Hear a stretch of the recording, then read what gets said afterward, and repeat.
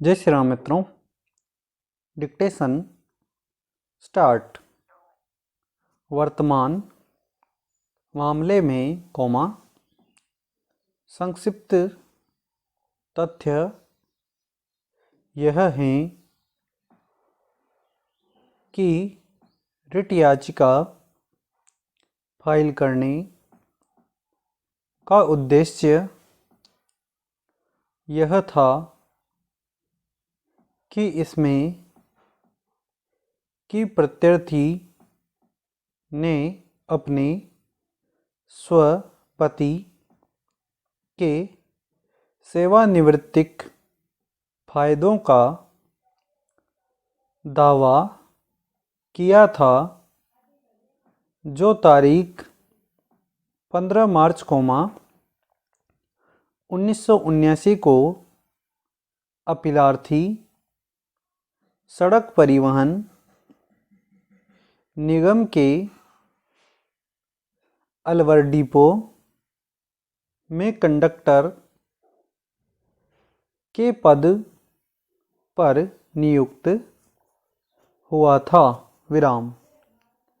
फायदों का दावा इस आधार पर किया गया था कि उसके पति के त्यागपत्र देने के बजाय सेवा से स्वैच्छिक तौर पर सेवानिवृत्ति समझा जाए।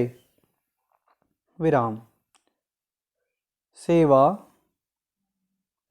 के दौरान प्रत्यार्थी के पति ने स्वास्थ्य कारणों को उपदर्शित करते हुए तारीख 28 जुलाई 2005 को सेवा से स्वैच्छिक सेवानिवृत्ति की इच्छा करते हुए एक आवेदन फाइल किया था। स्वैच्छिक सेवानिवृत्ति के लिए उक्त आवेदन पर कोई आदेश पारित नहीं किया गया था और प्रत्यार्थी का पति सेवा में निरंतर बना रहा। तत्पश्चात प्रत्यार्थी के पति ने तारीख 3 मई 2006 को अपना त्यागपत्र प्रस्तुत किया, यह दावा करते हुए कि वह अवसाद के अधीन है और उसकी स्वास्थ्य की दशा आगे बिगड़ सकती है। प्राधिकारियों द्वारा तारीख 31 मई 2006 को उसके त्यागपत्र को स्वीकार कर लिया था और उसे उसके कर्तव्यों से मुक्त कर दिया गया था और उसे फायदे संदत्त कर दिए गए थे। इसके पश्चात प्रत्यर्थी के पति ने तत्काल ही यह इंगित करते हुए एक आवेदन प्रस्तुत किया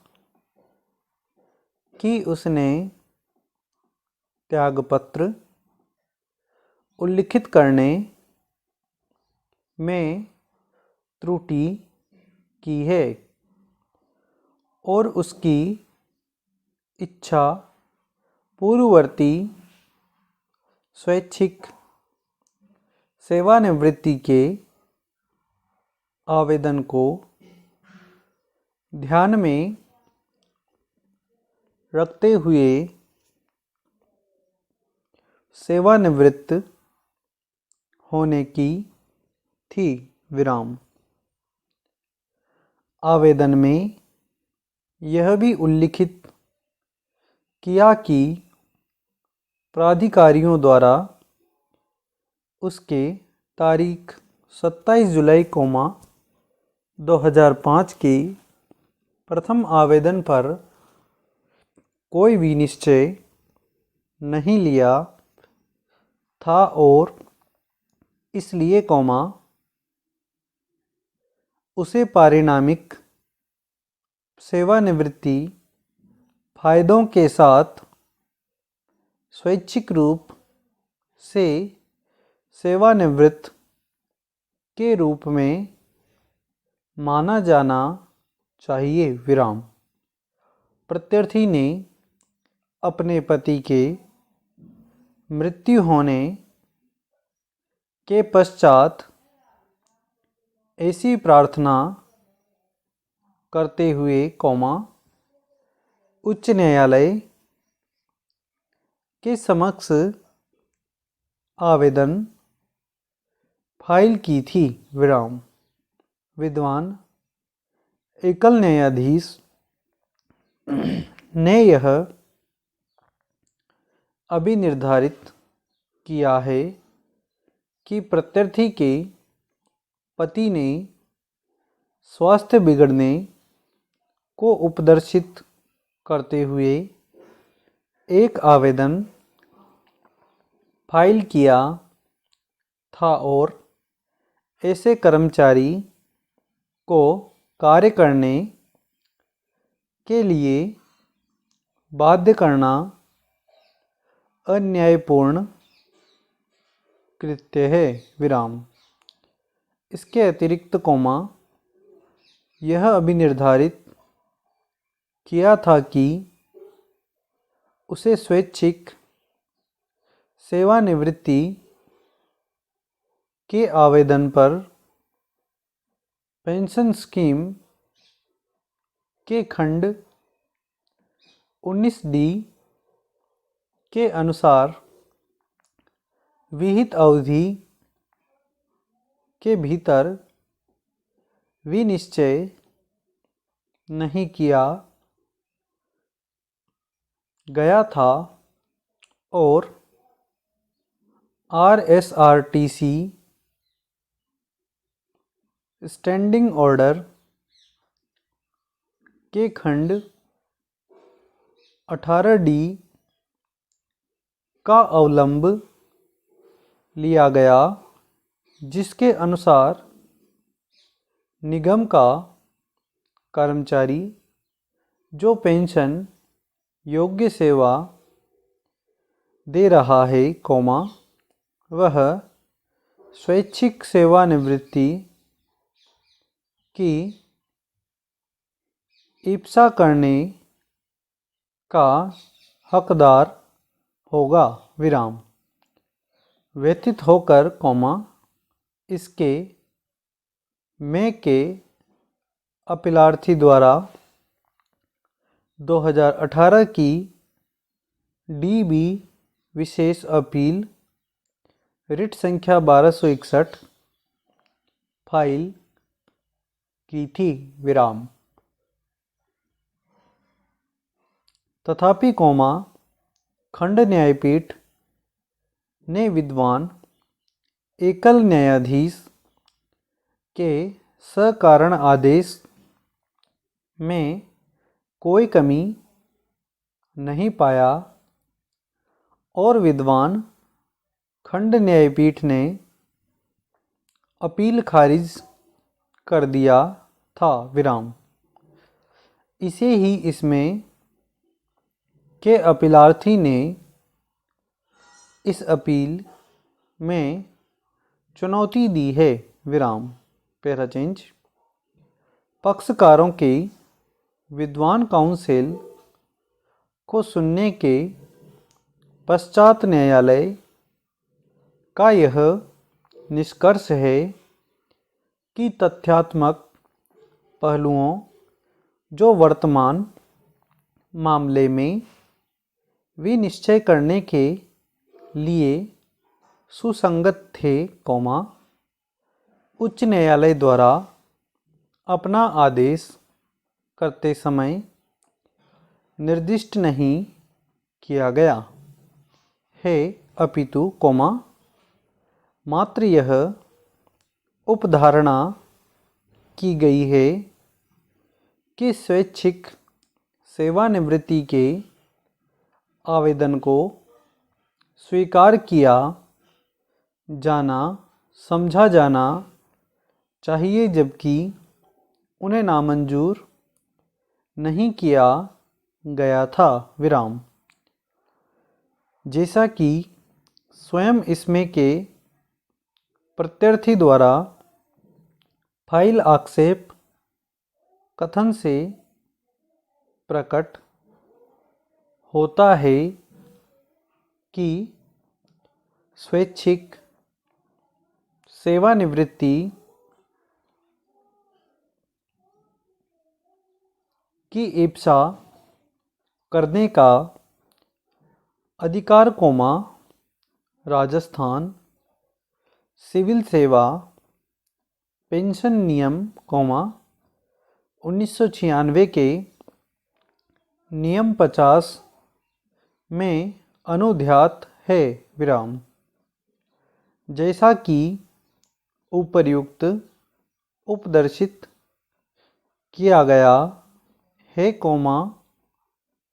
चूँकि आवेदन करने के लिए वह 20 वर्ष की अर्हता सेवा का उपबंध करता है, इसलिए प्रत्यर्थी का पति ऐसा आवेदन करने के लिए अर्ह था।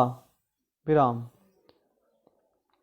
तथापि उसके उपनियम 2 को उल्लिखित करना सुसंगत होगा, जो यह उपबंध करता है कि कर्मचारी द्वारा दी गई स्वैच्छिक सेवानिवृत्ति की नोटिस को नियुक्ति प्राधिकारी द्वारा स्वीकार किया जाना अपेक्षित होगा। विराम। वर्तमान मामले में अविवादित परिस्थिति यह है कि इस प्रकार की कोई स्वीकृति नहीं दी गई थी और इस परिस्थिति में प्रत्यर्थी के पति ने तारीख 3 मई 2006 को अपना त्यागपत्र प्रस्तुत किया था। विराम। यद्यपि उच्च न्यायालय ने समझी गई स्वीकृति को उपदर्शित किया है, किंतु वह वर्तमान तथ्यों में न्यायोचित नहीं है, क्योंकि परिस्थिति जिसे उच्च न्यायालय द्वारा उल्लिखित नहीं किया गया है। विराम। स्टॉप। धन्यवाद।